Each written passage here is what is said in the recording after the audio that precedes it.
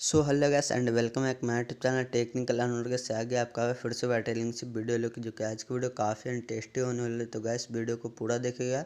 Video अच्छी लगी तो वीडियो को लाइक कर लेना, साथ में मेरे चैनल को कर लेना सब्सक्राइब और बेल आइकन को प्रेस करना ताकि मैं कोई भी वीडियो डालूँ तो सबसे पहले नोटिफिकेशन आपके पास पहुँचे। गैस आज हम बात कर लेंगे Vivo Y20 यानी Vivo Y20 में रिंगटोन कैसे चेंज करना। गैस कोई भी एप्लीकेशन के आपको ज़रूरत नहीं पड़ेगी, सिंपली आपको फ़ोन के सेटिंग से बताऊँ। तो गैस ये रहा Vivo Y20 के फ़ोन का सेटिंग पे क्लिक कर दें। सेटिंग पे क्लिक करने के बाद साउंड एंड में आ जाना है।